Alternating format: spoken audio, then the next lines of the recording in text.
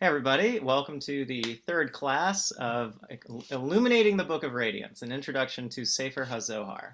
And today we're going to really take that introduction seriously because we're going to zoom back a little bit and just make sure we have the facts and the figures that we need to make sure that we know when we say the Zohar, what is it that we're talking about. So yes, it's still me.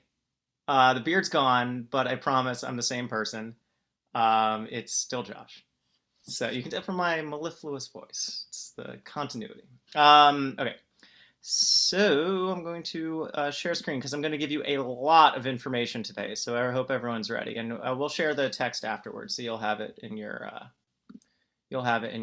personal libraries. Okay, so you'll see that that title is not just postmodern, but very clever, and you'll see why later. So in these beginnings, back to basis. Now, what does the Zohar comprise? People will often just say, oh, it's the Zohar. But one of the revolutions of recent Zohar scholarship, especially by Daniel Abrams, a scholar living in Israel, who I think is at Bar Ilan, no, he's at Ben Gurion, is that to think of the Zohar as some kind of like unified book itself is a fairly late stage in its development. The Zohar was only printed, and we only have the version that we have it in today in the 16th century. Now, I mentioned that before, but it's just worth noting that when we say the Zohar, we're referring to a coherent, bound object that is a book. And books have a beginning and an end.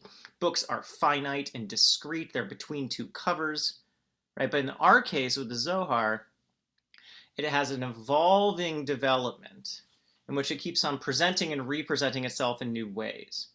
So first we'll just get a sense of, okay, when we say the Zohar, i.e. the book of the, or the books of the Zohar, what do we mean? And by that, I'm going to beg your indulgence, and I'm going to zoom to my library, and I'll be right back.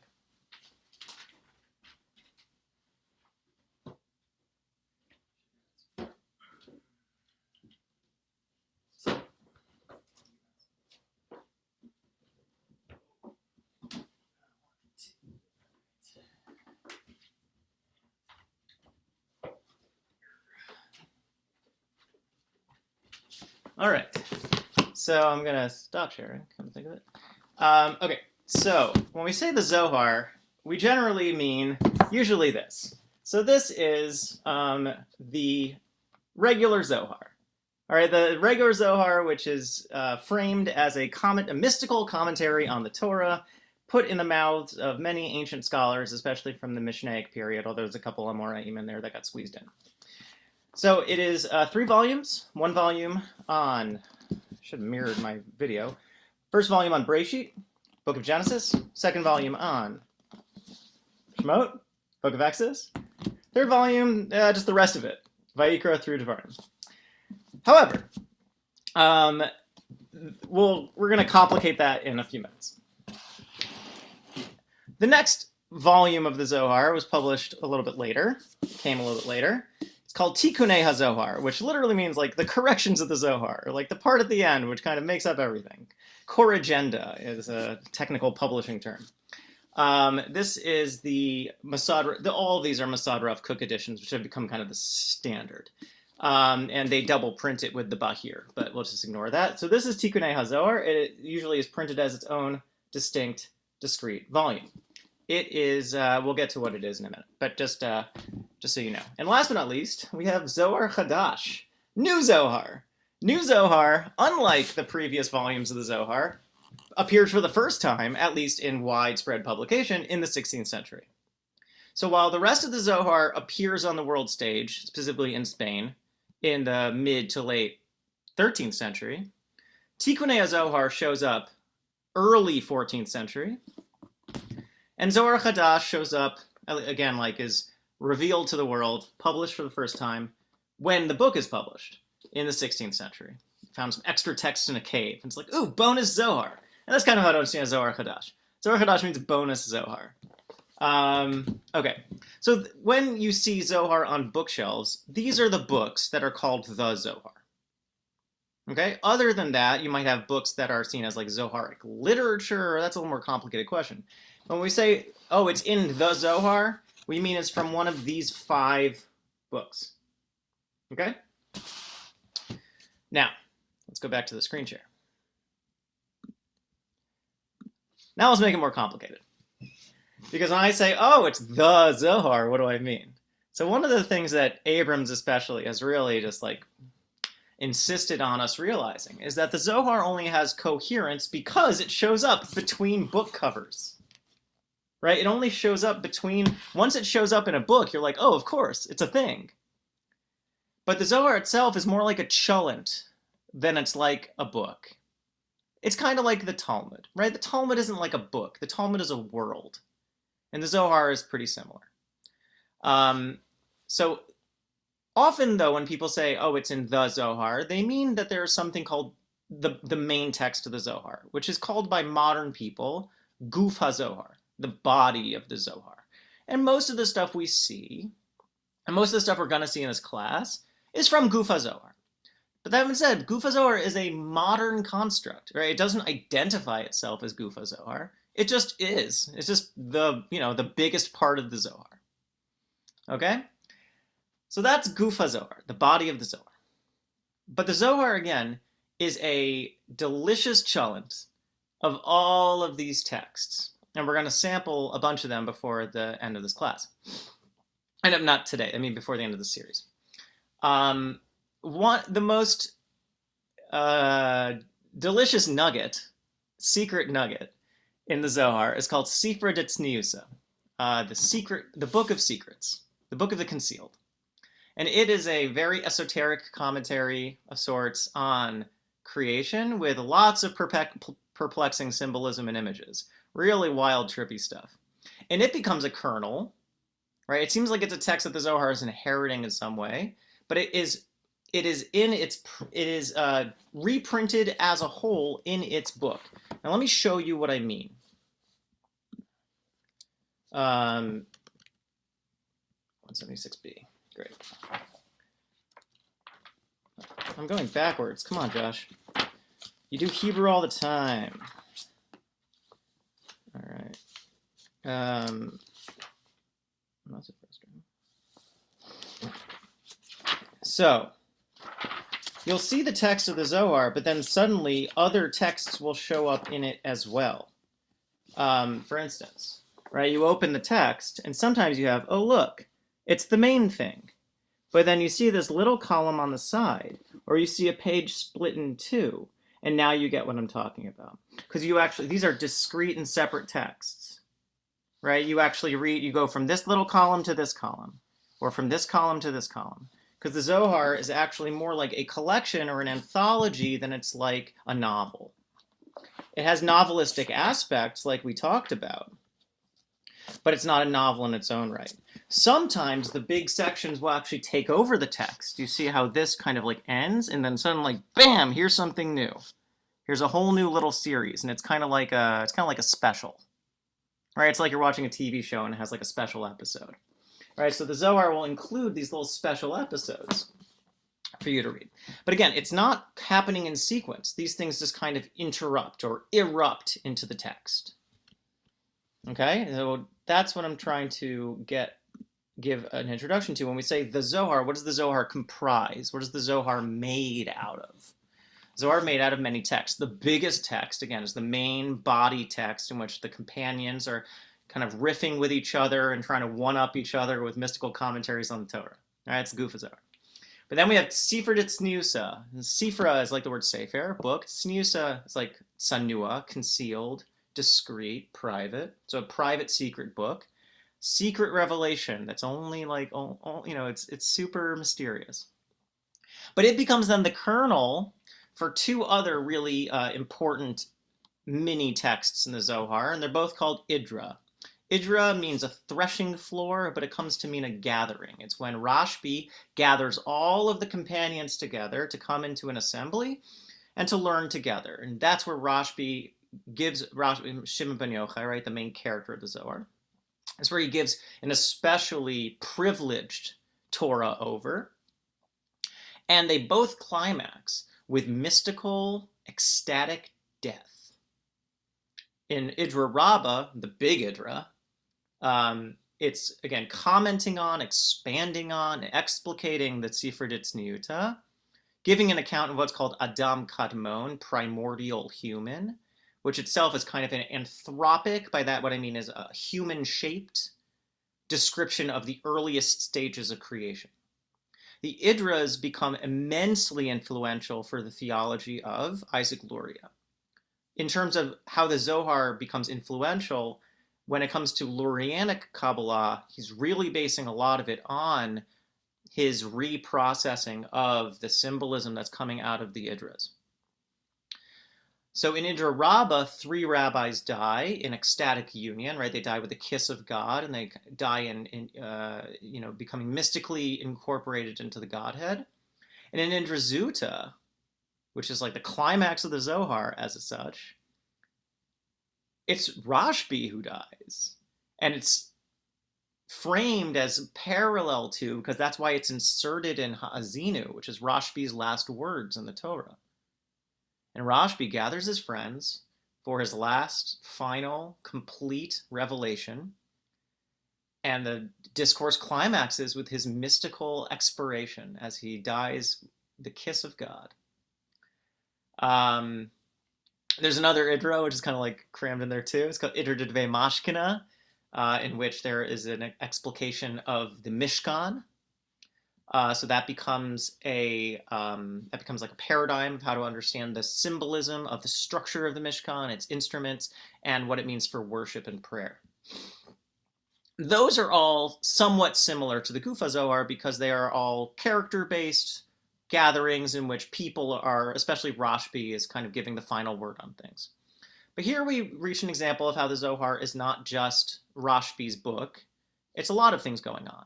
Another example is the text called Heichalot, in which there's a journey through the heavenly palaces, we've mentioned this before, as well as the anti-palaces of hell. So you usually hear people like, oh, Judaism doesn't have an idea of hell. That's wrong.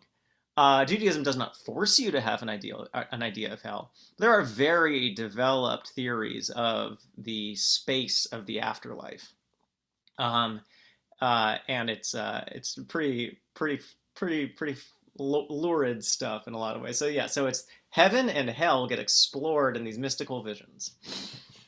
The bowels of hell are called the palaces of uncleanness, and as we're going to see actually when we kind of get into the text itself, parallelism, as above, so below, is a common structural element that you'll see throughout lots of mystical literature, but especially in Kabbalah. Razid de Razin, and so all these texts I listed where they show up in the Mantua printed edition, as well as the Parsha they are included in, and then also if they show up later in Zohar Chadash as well. But again, something just to remember, because they're in the Parsha, that's an editorial choice. It's not all part of the same text. It's where the editor or the publisher of the text wanted to put this separate unit because they saw it as being somewhat relevant to that Torah portion. Right? The way it's structured as a commentary itself seems to be, in a way, the way the editors wanted to have actually a lot of these things that they redacted together reflect as some kind of Torah portion. Torah commentary, rather. Yeah. Eric, you're not the first person, actually, in terms of the palaces to compare it to Dante's Inferno, actually. Some other people have done some work on that. Okay. So, Razid de Razin, secret of secrets. And that's also, like, you'll hear that phrase, something of something, concealed of concealed, secret of secrets. It's a way that it intensifies that descriptor, right? Secret of secrets means the most secret, right? The secret within secrets. And that is an anonymous text, so not put in any rabbi's mouth, that deals with physiognomy. So here we have what's called Kabbalah Ma'asit, practical Kabbalah. Physiognomy is actually telling someone's soul's state through their face, or their like reincarnations, where they're at through their face, and chiromancy, which is palm reading. So here we have more of maybe you can call like occult practices and the like. These things are also, we have extant Jewish traditions in these kinds of practices. Isaac Luria was actually renowned for being able to tell the state of your soul by seeing letters shining from your forehead. That's called metaposcopy. It's a fun word. Scope, like to look, and metapo, forehead. Okay, Saba de Mishpatim. We mentioned that before. This is the grandpa of Mishpatim, right? Mishpatim because that's the parsha it's in. And grandpa because this is Rabbi Yeva, an older rabbi who disguises himself as a donkey driver. But now we know that donkey drivers, Uber drivers, etc., are sources of Torah. And the topic that he deals with is the nature and secret history of the soul. And it's a beautiful, rigorous, complicated feat of exegesis in which he looks at the laws in the Torah about slavery and servitude and actually reads out of them an allegory for the soul's journey into flesh.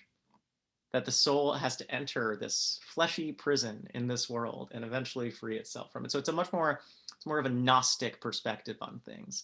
But that's a really explicit example of the kinds of allegorical textual commentary that's happening in the Zohar.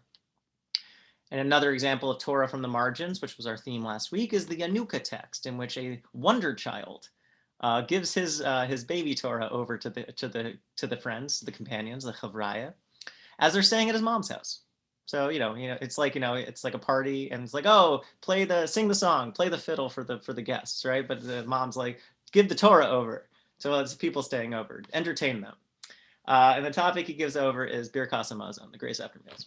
Rav Mativta, we actually looked at a little bit of that the first class we did. That is a text in which the companions go up to heaven, and they are taught by the head of the heavenly academy, the Rabbi Mativta, which means yeshiva in Aramaic. So the head of the yeshiva in heaven, because of course heaven is a rabbi's heaven, right? It's a big sky. It's a sky school, right? It's like in the movie Sky High, but instead of it being a low budget young adult feature, it is kids learning Torah all the time. All right, another text. Kav Hamida. I just want to take a minute to put the pin in and say, look how many texts are in the Zohar. It's important to note, it is not just the Zohar. The Zohar is this delicious, chunky Shabbos stew, right? It's all this stuff happening at the same time, sitting next to each other. It's not all incorporated into one continuous sequential text. It is a rich and variegated anthology with lots of stuff going on inside of it. But it's worth noting what the discrete texts are. Kav Hamida is about Atzilut, about emanation, specifically though through an analysis of the Shema. So it takes the Shema and it blows it apart to help us understand how this world happened at all. But it's like a cut, it's like a single that drops, right? Sitre Otiot, the secrets of the letters. This is the latest version of a long midrashic tradition of seeing the Hebrew alphabet as being a storehouse of secrets, as being the basic elements of this existence.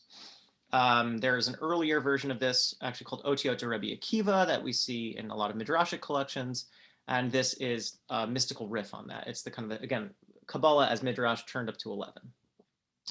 There's an interpretation of Chazon Yechezkel, which is a classic mystical text, which we've talked about, the Ezekiel's chariot vision. This one's fun. Matnitin and Tosefta. It's actually named after the literary genre it's partaking in. Matnitin, Mishnah. Tosefta is the other collection from the same rabbis as the Mishnah. And what it is it's like Mishnahs, but Kabbalah Mishnahs. It's little apodictic teachings. Apodictic meaning it just says them and doesn't justify them. It's not exegesis. It's not midrash. It's just saying it. It's like, thou shalt not kill. You don't say, when you're about to murder someone, don't. Right? It's saying, thou shalt not kill. These are just kind of like boom, boom, boom, boom, boom, like bullet points. And they are short apodictic teachings, very obscure. It's kind of what's not there is just as provocative as what's there. Also about emanation, a common topic. Sitre Torah, secrets of the Torah. It's just, commentaries on the Torah, specifically on Breshit.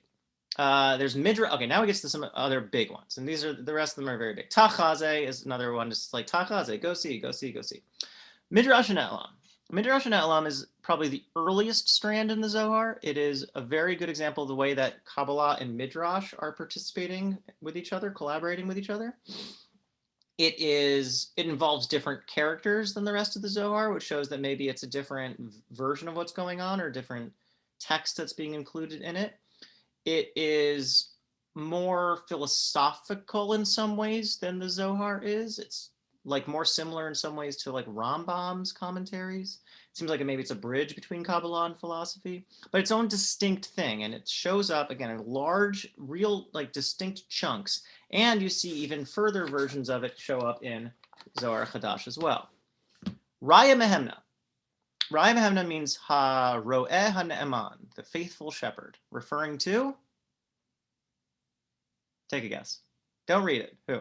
Take a guess. Lauren? I saw you guessed.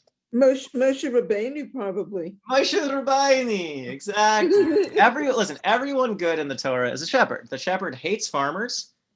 Cain, right? Loves shepherd. Right? Hates farmers, loves shepherds. King David, shepherd. Abraham, shepherd. Moses, shepherd. Right? And what does it mean to be a leader? A farmer exploits the land, juices it for all it's worth, right? There's lots of sustainable farming. I'm just kidding. But a shepherd is in a dialogical relationship with those it cares about. The shepherd becomes the paradigm for what a leader is in Judaism. The 7 ancestors are often called the 7 shepherds, right? So, Raya Mehemna, the faithful shepherd. This is actually put in the mouth of Moses. And it's the most halachic text in the Zohar because it's Moses giving mystical reasons for the mitzvot.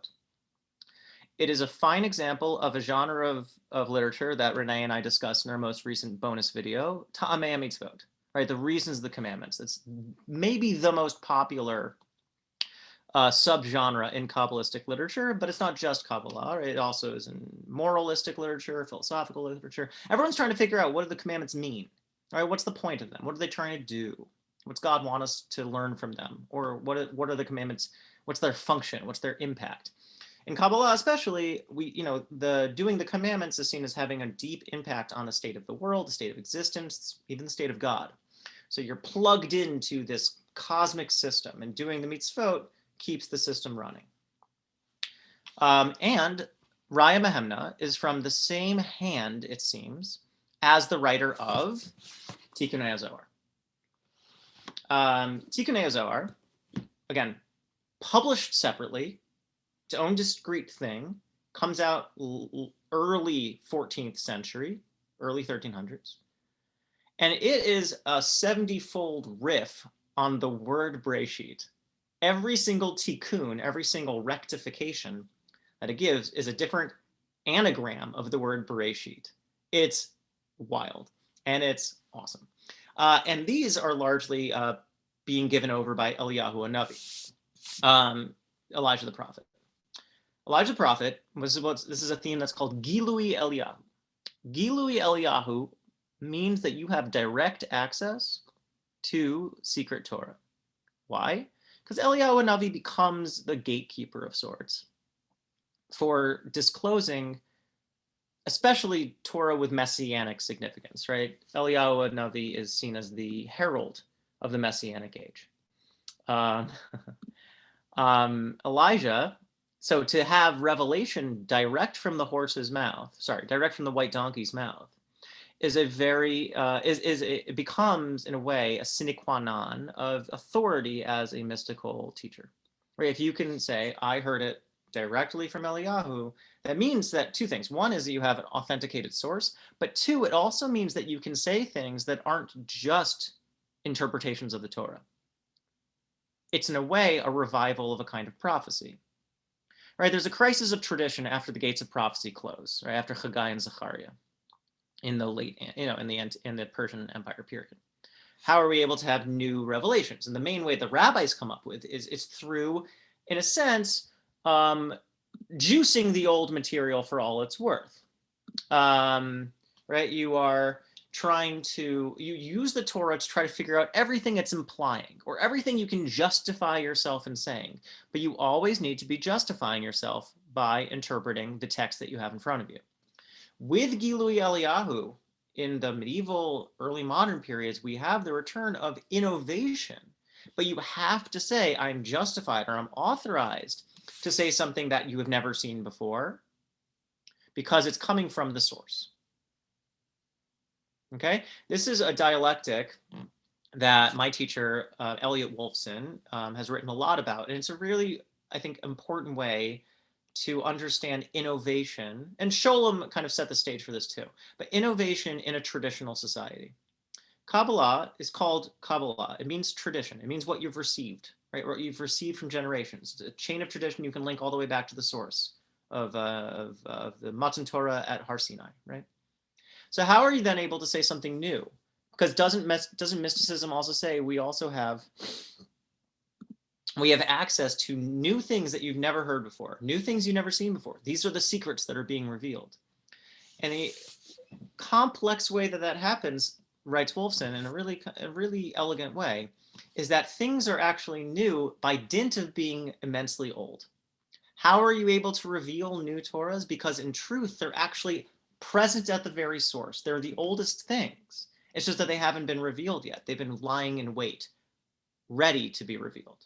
They've been stored in like cold storage, right? They're taking a nap, and they're ready to be aroused, to be awoken, and to be revealed to the world. So the newest things end up also being new by dint of being old. And the old then is old by dint of being new. Right? There's an interrelationship between oldness and newness. Nothing's ever fully innovative, and nothing's ever fully exhausted. You're always in the in-between. You're always in this processional space. Okay, so I just threw a lot of just data at you. It's just worth having the data. Maybe could have just given you the file. I didn't know to do this, but it's fun. And you'll have the text in front of you, so you can save it for you can just look over it later. But just any quick questions before we actually get inside the text? It's things you want to know about the, just again, material of the Zohar. It's the text itself.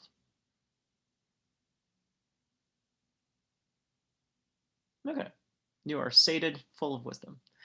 So let's. So now that we've been introduced to the Zohar as such, let's see how the Zohar, the printed version at least, because the Hakdama actually seems like it's actually its own discrete text as well, introduces itself. Okay, these are now we're going to now look at the first words that the Zohar even has. This is very exciting. Hakdama means introduction. So this is the Zohar's introduction. Rabbi Chizkiah patach. Rabbi Chizkiah opened. Katuv kishoshana ben hachochim. So he opens with, this is classic midrashic technique. You open with what's called a rachok, a verse far away, and it brings you to a karov. It brings you to a verse that's closer to the topic at hand. Now, considering we're at the beginning of the book, what do you think the close verse is going to be from? Exactly, the beginning of the Torah. So, but we're beginning, and this is, very interestingly, is actually also has midrashic precedent, which I'll raise later. It says Kashoshana ben achochim. It says like a Shoshana amidst the thorns. Now, it's worth noting. It's always worth noting. Shoshana in who of my biblical scholars here knows what Shoshana means in the Pshat? I do. Yeah, Lauren, hit me. Okay, so my middle name is actually Shoshana.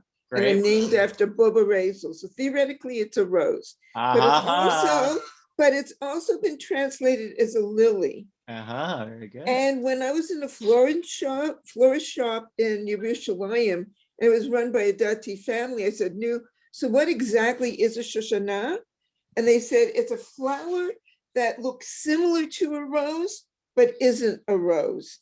So I don't think it's really a lily or really a rose. That's funny. Okay. Yeah. So it is a lily in its original context. That is true. Because there are lilies in Canaan, right? In the Levant, there are lilies. You know what there aren't? Roses. However, this is a good example of the way in which the imaginary helps us bring new significance and new meaning to the text. So clearly here, as Lauren's Bubby's name attests, it is referring to a rose. And how do we know that? Because Mi HaShoshana, who is this rose? Zo Knesset Yisrael. It's the community of Israel. Pause. What does that mean? This is our introduction to, I think, in a way, maybe the first time we're seeing, and this text really launches us into the middle of it, the way in which the Zohar is dealing with what we can call hypostases. Has anyone heard the word hypostasy before? Hypostases are ideas which are personified. So when it says Knesset Yisrael, the reason I capitalized it is because it's not just referring to a noun, like a community, the community of Israel. It's referring to a title, referring to a proper noun, the community of Israel. But it's not reduced to the shul or the Jewish people. It is actually referring to an aspect of God. An aspect of God that's identified with the community of Israel. Now, we've been introduced to different aspects of God before, the Sfirot. Which of the Sfirot, in your just intuition, would you say, just again, intuitively, just give me like an associative answer, would be also called, hypostatically, community of Israel? You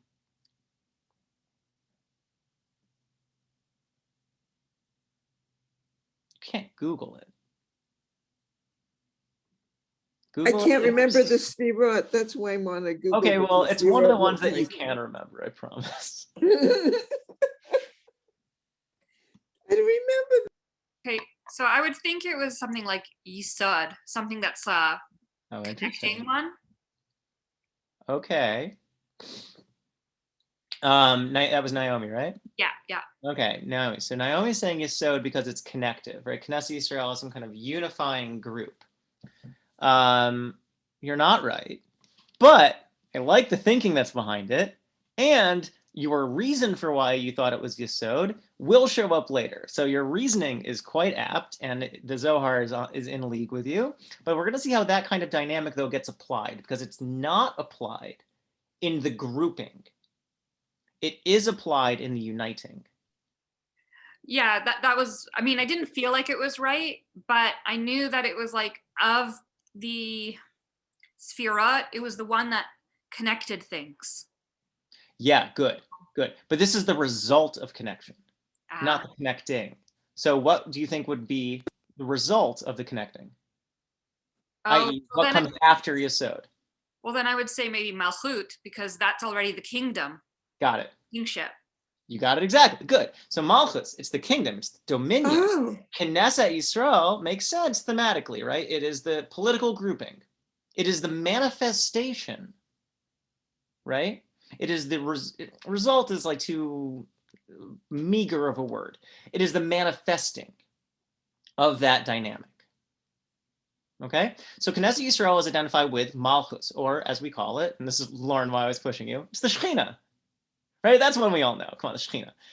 If I'm going to quiz you, to say the Shekhinah, you will be right most of the time.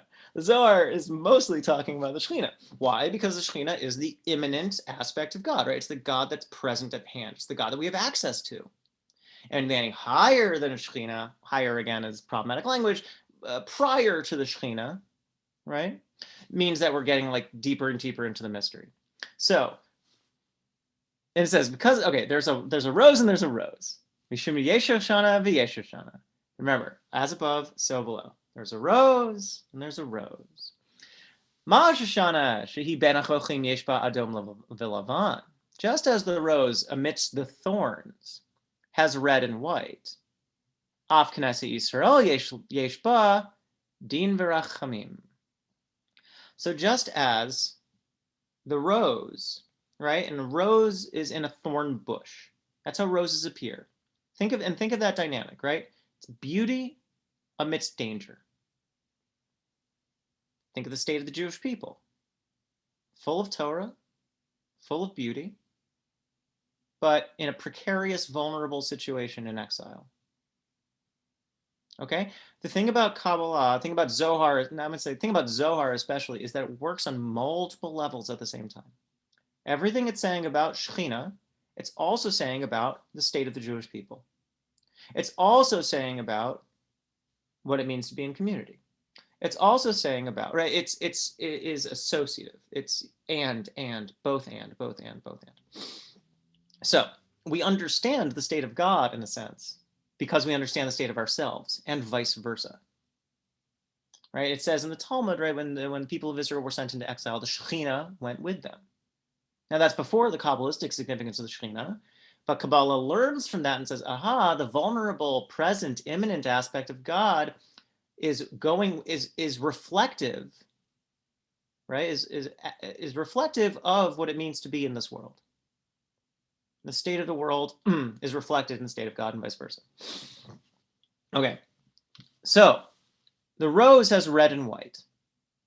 And so Israel, and Knesset Yisrael, meaning the Shekhinah, has Din and Rachamim. So the Shekhinah is perhaps unique amongst the Sfirot in the sense that it is the most pluralistic. It's the most multiplicated, multipled. It's the thing that contains diversity. Shekhinah, right, as we know, is associated with the feminine aspect of God, and accordingly, right, if you were to say of the heavenly bodies, which would you say would be associated with the feminine aspect of God?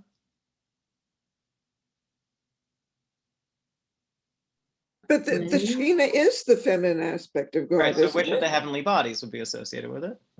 The moon. The moon. You, The moon. the moon, yeah. And you know, we can understand why. The moon, right, which goes through different phases, goes through different stages. Sometimes the Shekhinah is empty. Sometimes the Shekhinah is full. Right. The Shekhinah contains everything and its opposite in it. It is the full complement of all. Right. And this is, I think, what motivated Naomi's thinking before, right? That the Shekhinah is a full array, right? It has everything in it. Okay. So it's red and white. It has, and red and white, interestingly, are opposites. And we'll see, what are they associated with? Din and Rachamim. So if you ever see red and white in the Zohar, code words for referring to judgment and compassion. These are the two primordial traits of God that we see in the Midrash, kind of like a proto-sphera, right? The different aspects of God that get synthesized into the unity of the divine. And if you were to, again, just use your intuition, red, you think would be associated with which? Judgment or compassion? Judgment. Judgment. Good. And white is associated with compassion, right? Just like your sins, right? Once they were scarlet, they are now driven as white snow, right? That's a classic line from Yom Kippur, right? From the Navi that's recited on Yom Kippur, right? The string of scarlet becomes white, right? So blood, rage, right? The different forces that God draws on to enact judgment in the world, right? And white is irenic, it's peaceful, serene. Okay. So red and white. So just like a rose has red and white petals, or red and white streaks in its petals, right? You know, nowadays we have like bred and cultivated roses, but wild roses have red and white streaks in them. Okay. So Knesset Yisrael has both judgment and mercy, one thing and its opposite. It's full, synthesized. There's a lot of text to get through, but this is far better. We need to do this be'iyun, right? We need to do this be'iyun. Just like a rose has, and they all do, 13, I'm kidding, they don't all, but in this case they do, 13 petals, which is, by the way, this is the citation for the book. Adin Steinsaltz of blessed memory wrote a book called The 13-Petaled Rose, which was a good introduction to the system of Kabbalah, but from a very Lurianic perspective, but a very good book. It's worth having. So he wrote a book called The 13-Petaled Rose, quoting from this: just as the rose has 13 petals, so Knesset Yisrael has 13 qualities of compassion which surround her on all sides. Okay, now that's interesting. What are these 13 qualities of compassion? Is anything, again, ringing a bell in our knowledge of Torah? The 13 midot of Hashem that we Good, learn on very the slide. good. All right, Okay. but are we, I just want to make sure we're getting how, I mean, all Kabbalistic literature works, but especially Zohar. It is deeply referential. And it's like, what's it like? Is anyone here like a real nerd? I mean, listen, lahavdil elef havdalas. It is not like the Marvel Cinematic Universe. But in one way it is, in the sense that, like, you know, really annoying people who are like, well, you know, in Journey into Mystery at issue 37, volume 5, it says, and you can't like watch anything and have fun. Like, you need to, like, they just like see everything and they see what's missing. That's what it's like to be steeped in a system. Zohar's genius and its creativity is that it reveals a little bit and it signifies a lot of it.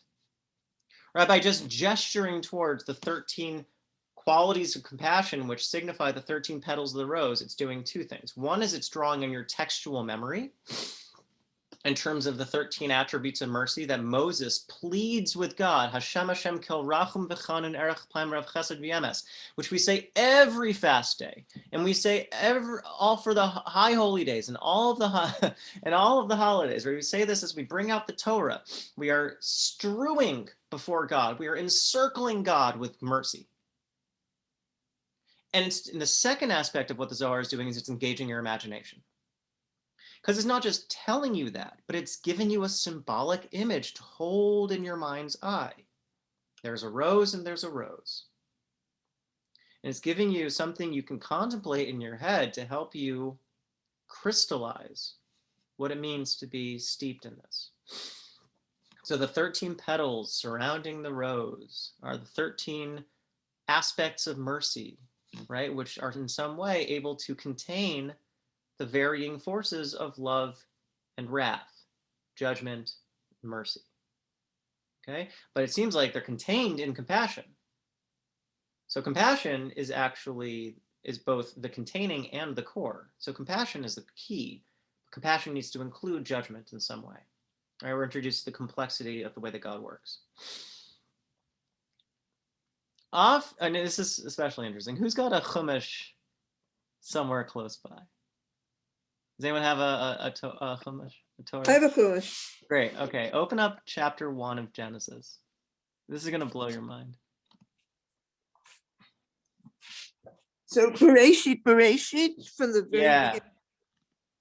Okay.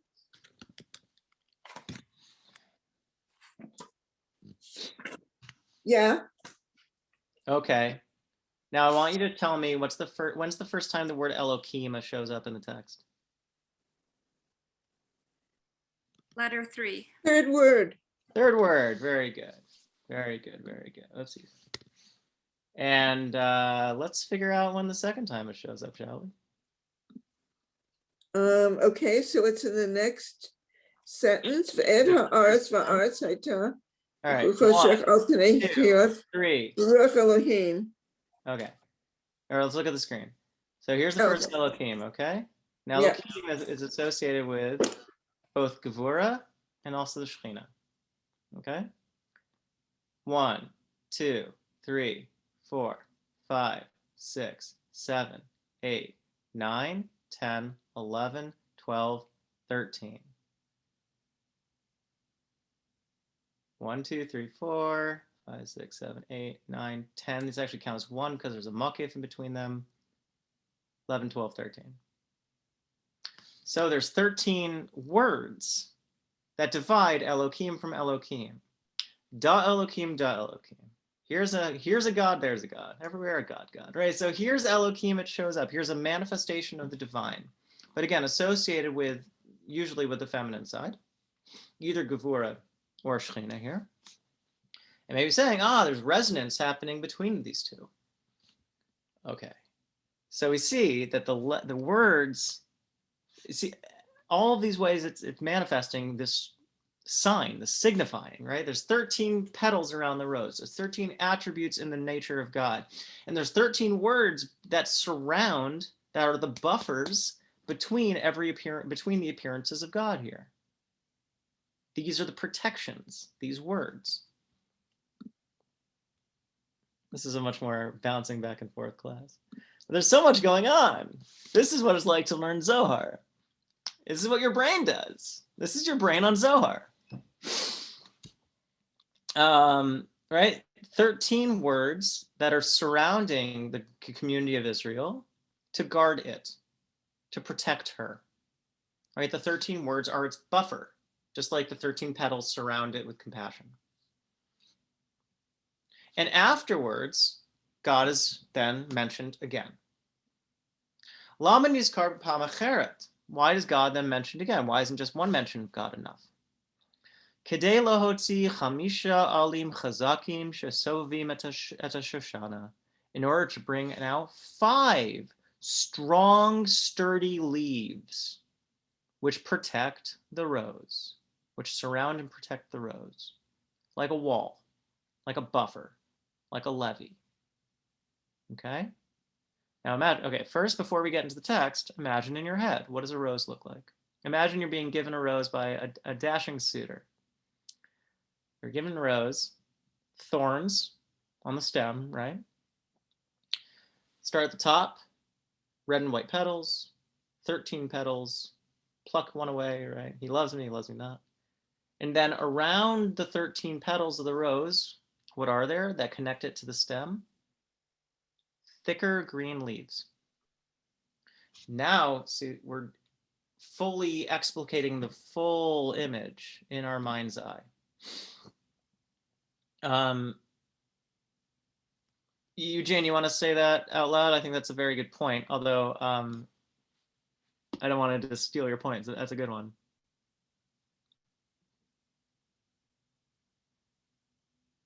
All right, I can give it over. I'll give it over in Eugene's honor. Eugene quite rightly noted, so in terms of the way the textual reality is working, so on one hand, the text exists as a text that you can read. That's its semantic dimension, right? You read a book, it has meaning. It translates meaning into your brain.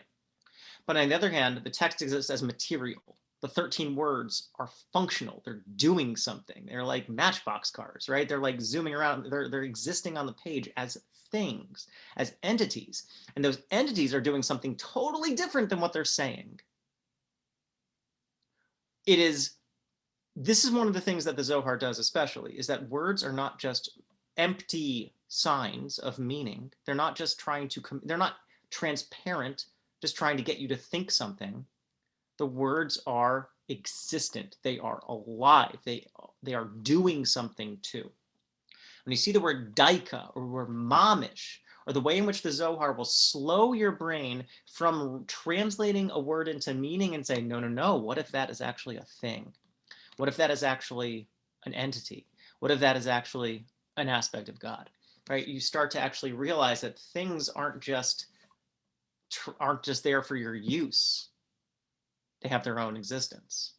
And they're there to show you something, reveal you something, or manifest themselves as such. Okay.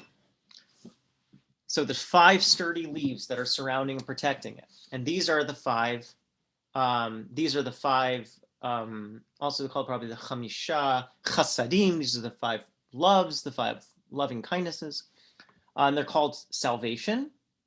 And they're also the 5 or 50 gates. Unclear. And this is, again, where we see the many ways in which the Zoharic text is fluid. It never fully got decided. Like, oh, which one is it? 5 or 50? Is it 5 because it's repeating this point? 5 salvations, 5 gates. Or is it 50 gates, which probably then refers to Bina, which is associated with the number 50? That's probably taking us a little bit too far afield. And regarding this secret, it is written, Kos Yeshuot Esa U'Shem Hashem Ekra. For those of us who attend online Havdalah after Shabbos, what happens when you say Kos Yeshuot Esa in the middle of Hine Kel Yeshuasi? You raise the glass. Lift up the cup of salvation. Aho, so now we have another level of significance. We have the Torah textual level of significance. We have the material level of significance. We have the imaginative level of significance. And now we have the ritual level of significance. Because now our performance of mitzvot is now brought into the system of meaning and symbols as well. This is the cup of blessing. Aho. The cup of blessing needs to be placed on 5 fingers, not more, like the rose sits on 5 resilient leaves. A pattern for 5 fingers. All right, so let's imagine our rose in our head again. Right, the rose is full of blessings. The rose is full of mercy and compassion. It's containing judgment. It's keeping it in like its force field. But the rose sits on top of 5 strong leaves. If the rose is the cup of blessing, what's it sitting on? Sitting on your hand. Now, who has, on Shabbos evening especially, seen somebody hold a Kiddush cup like this? Have you ever seen people make sure to hold a Kiddush cup like that, even though it's super awkward? A cup like this is not especially designed to be held like this, but you will still see people hold the cup like this. Why, you ask? Why? Well, it's because of this. I bet people don't know that. I mean, some people do. But a lot of people have this practice of holding the cup on an upturned hand. And the source of that minhag, the source of that practice, comes from this text. And what is supposed to happen when you imagine that? Sorry, when you practice that, it triggers your imagination. As you're holding the Kiddush cup with its overflowing blessings inside, you are then triggered, but in a nice way. This is like not like ever. Triggers become like a negative word. It's a real bummer. Your brain is switched on. It's flicked on, man. Right? Your brain is flicked on. Your imagination is flicked on. And you're holding the cup like this, then brings to mind the fact that you are in some way manifesting, relating to, bringing fulfillment to the Shekhinah by your enacting a blessing. It's all happening at the same time. Right? You holding a cup seems like a very small thing, but you doing it in the specific way means that it is, and think about it also just like, hold the cup, right? Hold the cup. It is a tender thing to do. It is a caring thing to do. It's a gentle thing to do, right? These feelings are also evoked. You don't do it cavalierly. You do it with a way that has precision and in a way that brings your attention to it. This is the magic of not just, I'm going to say like ritual. That's a very like scientific, anthropological way to think about it. It's not just ritual. It's the marrying of your imagination and your intention and your body all at the same time. And it's bringing to your mind's eye, to your, what's happening in your interiority, the way that you're able to, through your body, through your soul, and through your feelings, and through your imagination, access the way that God appears in this world. The way that God appears in this world is not an image. It's not as like a picture of a person. The way that God appears in this world is through your events, through what you do. Right? It is appearing in you bringing together all of these different components at the right time in the right place. That evokes the Shekhinah. This is the first text of the Zohar. Now, I cut out the next section, and I want to say why publicly, which will explain why we're not going to have a public video next week.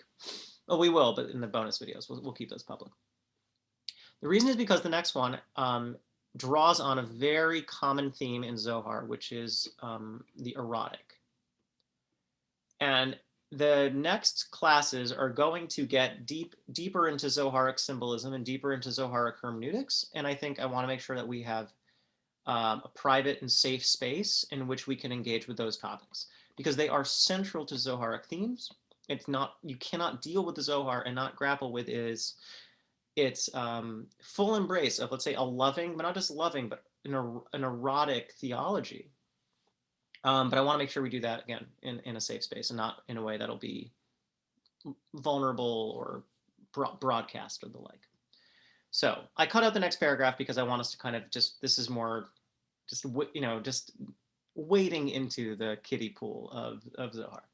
But before we get buffeted by the raging sea, better just to keep ourselves in, I think, accomplishable frameworks. Okay, so the rest of the text which I prepared is this long. We're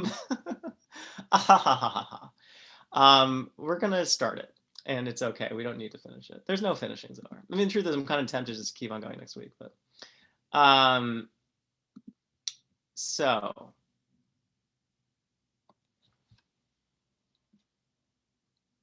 So this is not Zohar on Breshit. This is still the Hakdama. This is still the introduction. There is Zohar on Breshit that happens after this. But again, since the Zohar is in a way introducing itself, it's starting with the beginning. It's a very good place to start. Right? So, Breshit. Rabbi Shimon Patach. Rabbi Shimon opens. Remember, that's the classic midrashic way to start things. Hanitzanim ni'eru ba'aretz.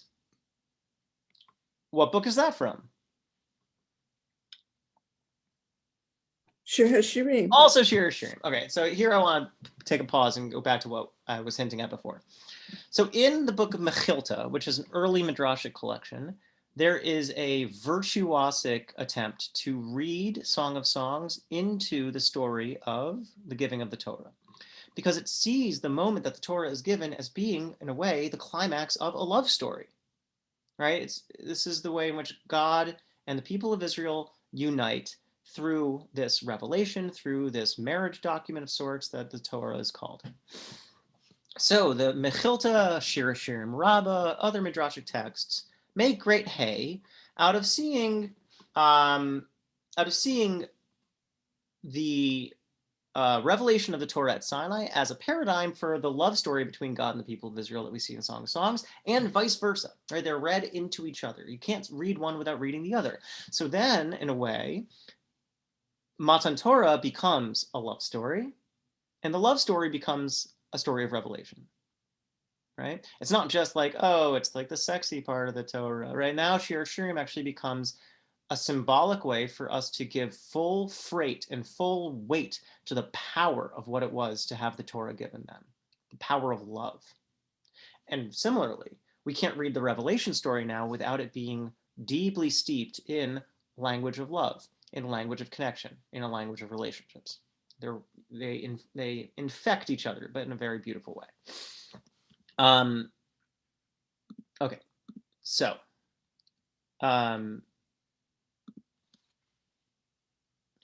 the blossoms have appeared in the land, on the ground. Hanitzanim ni'eru ba'aretz, right? That's the reason Shir HaShirim is a spring book. It's read at Pesach. You feel the stirring of new life in this world. Also, kind of the way that love is coursing throughout nature. Life is surging again. The blossoms. This is the work of creation, and they appear in the land when. Quick quiz. When does vegetation appear in the story of creation?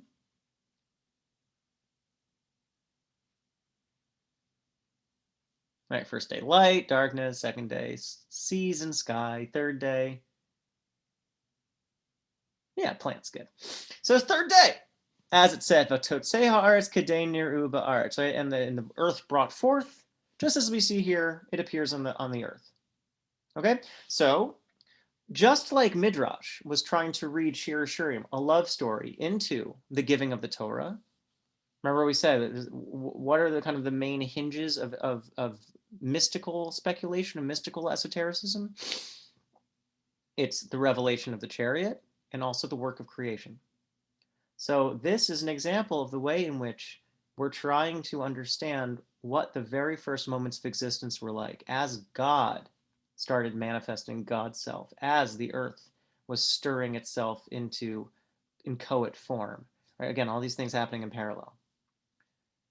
So the earth brought forth. This is they appeared on the earth.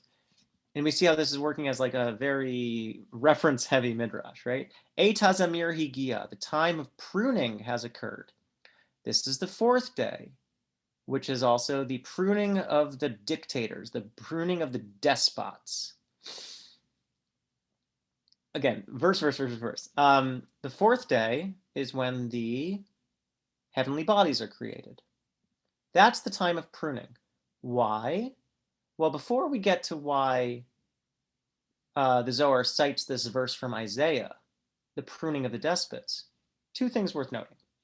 One, the introductory prayer service is called Psuke de Zimra, right? The verses of song.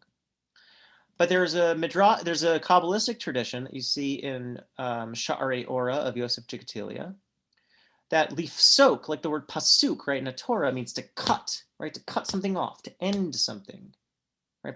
Pasuk means like, oh, the verse is over. It's a discrete unit. And psuke de Zimra, lizmor, zamir aritzim. Lizmor means to prune. So what is actually Psuke de Zimra, says Yosef Jikatilia? It's actually a time to clear away the path. You're moving towards praying. Psuke de Zimra is a time to prepare yourself and to cut away the stuff you want to get rid of.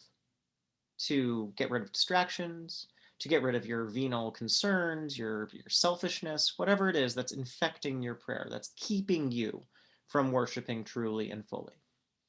So Psuke de Zimra is now translated from verses of song to mean now cessations of pruning, right? You're cutting away, it's like you're bushwhacking, right? You're cutting away what's keeping you from the tower, right? From the beloved.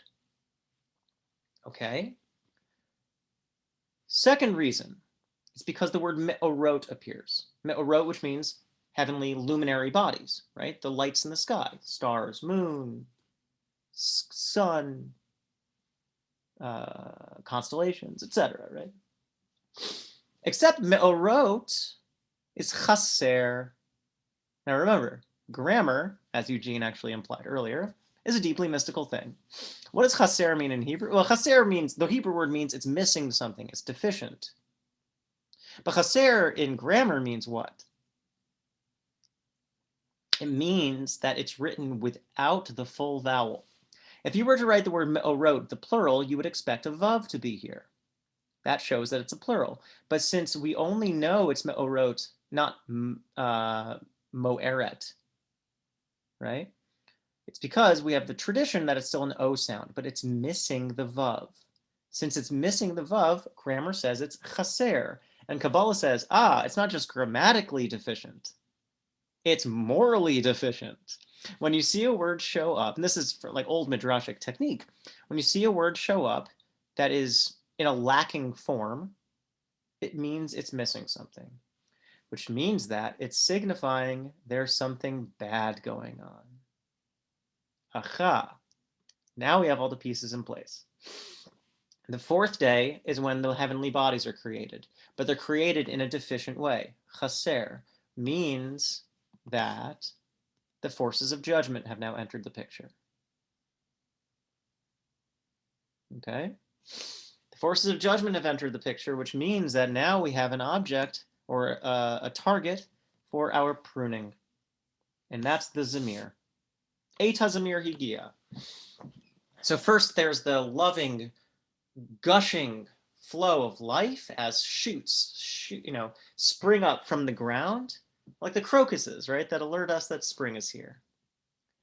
But then eventually you need to prune away the weeds, right? To have any healthy garden, you need to get rid of the growth that's not helpful, the growth that's exploitative, the growth that's greedy, right? The growth that can't work within the system, the growth that's trying to choke out things. Okay. And the voice of the turtle dove is heard. That's the next part of the verse from Shir Cheering. The voice of the dove, that's the fifth day. Why? And don't think too hard about this one. What's created on the fifth day? As it was written, Yishrutzu Hamayim, right? The seas teemed, the waters teemed. And what else? The birds are flying in the sky. So birds and fishes are created on the 5th day. Now it's worth noting, again, this is what it's like. It is drawing on a zillion things. The 5th day is especially associated with fecundity, with genealogy, with generation. Toldot, right? Toldot means generations. It means descendants. It means offspring. Why? Because the fish and the birds are teeming, right? They are multiplying. Now, I don't know if you've seen this, but in lots of Jewish material culture, when you want to see, when you want to use a symbol to refer to good luck and to refer to success, do you know what symbol they use? A fish. Susie, you seem you're disagreeing with a fact. No, I'm like the Jesus fish. Well, he is not a fisher of men.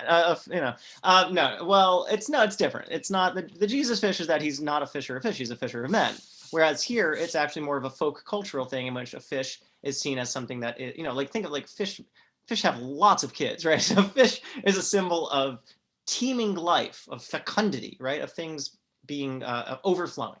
Okay, so you see how the dialectic is working. We start with the shoots springing up from the ground, positive, but then we have the day of pruning, negative. I think you can see my Eric, stained glass. Thank you for sharing, Eric. But I think we got to stay in the text right now because time is short. Okay, but they're beautiful. Thanks. Thank you for sharing that. I appreciate it. I also have a Persian fish thing which I might be able to show you too. Great. Why don't you take a picture and put it in the chat? That would be great. Okay, so fish is a return to the, let's say, positive direction, the springing into life, the vitality, right? Because they're associated with toldos, with generation, with creativity. Okay, nishma. So this verse from Song of Songs is broken up. Maybe I should have said it in the beginning. Hanitzanim nir'u ba'aretz, eight hazimir higia, v'kol hator nishma ba'artzenu. Okay, so now the voice, the sound, the song of the turtle dove is heard. Heard is associated with the 6th day of creation. Why? This one's great. This one's so fun. Dichtiv na'aseh adam. Let us quick look at my Persian. I love it. It's so tile. Cool. Beautiful. Thank you. Okay, just wanted to show you some of the things I have. Didn't mean to interrupt. Thank you. Feel free to share a picture in the chat. I'm not sure everyone got to see it, and it's not going to be recorded in the video. Okay. So it is heard as associated with the 6th day. Why? Well, I'll tell you. Because it says, Na'aseh Adam, let us make the human being. Okay, why is that associated with hearing? Remember, for rabbis, hearing is learning. Dehava atid l'mikdam asiyah l'shmiya, because in the future, when do people say precede action before hearing? At Har Sinai, the Jewish people say, na'aseh v'nishma, right? They say, we will do and we will hear. That's usually a sign of their great excitement, their willingness to enter into this relationship without having reviewed the Torah beforehand, which is maybe not the best way to enter into a contractual relationship, but still. All right, but it's a sign of the Jewish people's enthusiasm to enter this relationship. Just as the human being said action first, hearing later, so nishma is associated with na'aseh adam. Let us do a person. Let us make the person. And just like we put those two words together, na'aseh and nishma, human beings will later say na'aseh v'nishma. We will do first and then we will hear. It's just like a very cute little midrash. And be'artzenu, in the earth. Da yom Shabbos, de'ihu dugmat eretz ha'chayim, shehu olam haba, olam haneshamot. And I want to say this in Hebrew because this is gorgeous. Olam haneshamot, olam hanechamot. In our world, this is heard in our land, right? The voice of the turtle dove is heard in our land. This is in our land is associated with Shabbat. Shabbat is the last day of the week. It's the fullness of the week. If something's a fullness, it means it is associated with what? With Shekhinah. Shabbat, the Sabbath queen, Shekhinah. But not just that, whenever you see the word Eretz, it's also going to have Shekhinah resonances as well. All right, the land of Israel, associated with Shekhinah. Again, most of the symbolism in Zohar, if you say, that thing is the Shekhinah, you're most likely going to be right. The Shekhinah is a deeply symbolized, a deeply related to aspect of God. So, if the seventh day is a day associated with Shekhinah and Shabbos, then we can start to track back how previous days were also probably associated with other Sefirot as well. This is a good example of how the Zohar is never being blatant about its use of Sephirotic symbolism. The Zohar is dealing with Sefirot as a system. It is dealing with Sefirot as symbols. But it's almost never dealing with them in an explicit way. It's using other language to gesture towards them. Yamim, days, qualities, right? And we see these here. That we saw days 3 through 7 are subtly associated with Sefirot. How? Well, let's see. The third day is, remember, a time of respringing and growth of the love in nature, chesed. The fourth day is when we have differentiation, is when something needs to be pruned out because something is coming in that's not playing along. That's gevura, right? That's din, that's judgment. The fifth day is most likely, I would say, Tiferet with Netzach and Hod, because it is associated with the channeling of life. Whereas the sixth day is bringing us the channel for that life, the human being, which helps to manifest it in the world. And Shabbos is the climax of creation, its completion, its fulfillment, and that is the fullness of Shekhinah, which is also the world that is coming. So again, that actually loops back up to Bina. We don't need to get into that right now. Olam HaNeshamot, the world of souls. Olam HaNechamot, the world of comfort.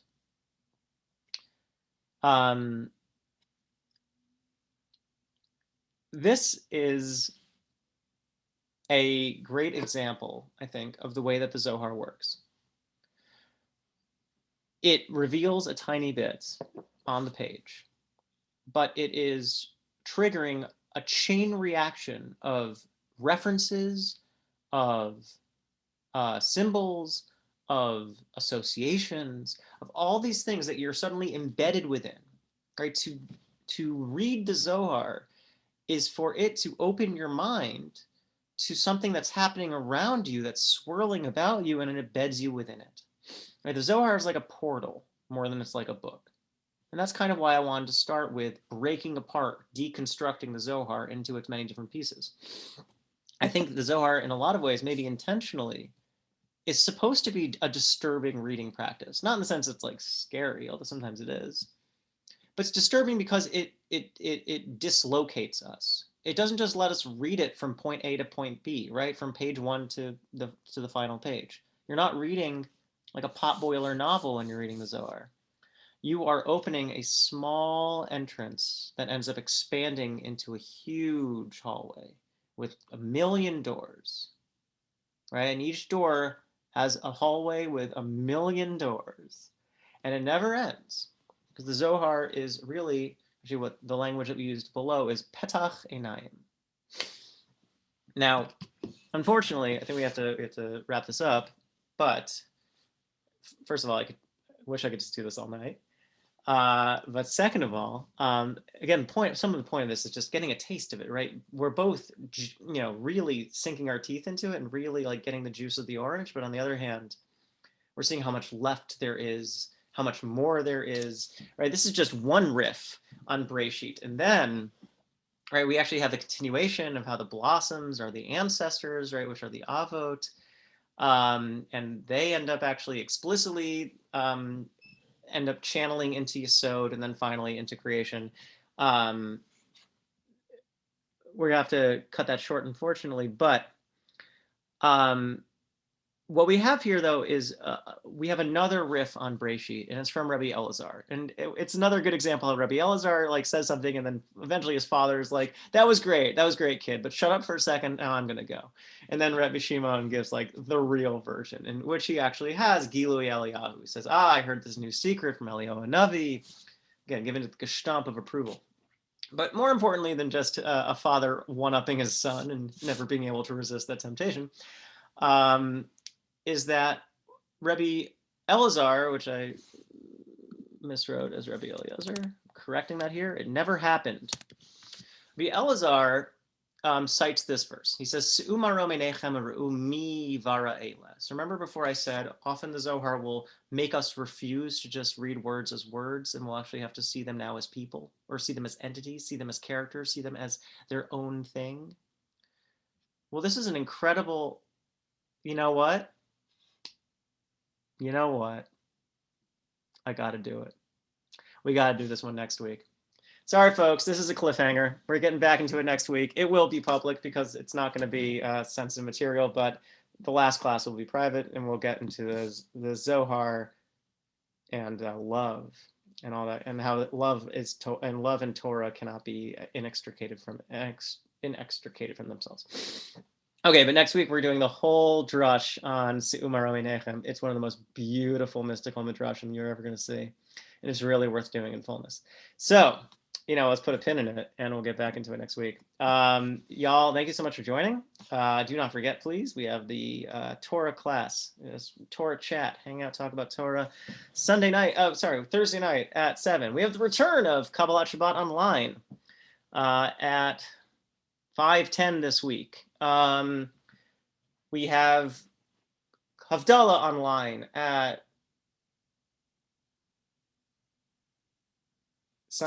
in the evening, about an hour after the sun goes down, 15 minutes after Shabbos is over. Check the newsletter. Check the newsletter. Subscribe to the newsletter and check the newsletter. And last but not least, back for Kabbalah next week. So I'll see you here at 7:30 next week. Please continue to tell your friends. It's Se'uma Romanechel Umi Vara Eila is actually the text that made me fall in love with the Zohar. So in its honor, in Zohar's honor, I just want to make sure to really do it fully with you all. And then the last week, we will learn a text that I actually excluded from the first volume of this class, a text on actually seeing the Torah as a dance, and as a fairy tale. So that'll be, I think, our climax. We're going to actually be leaving over the question of evil maybe until some future thing that really maybe, more complex or darker vision of the Zohar. Maybe it's for a future class. But also, thank you so much for joining. I hope everyone had a really joyous and ecstatic Purim, and I will see you very soon, God willing. Shkoyach. Thank you. At some point, Thank you. Yes, Thank you, Ja. I don't have Have a my good own night.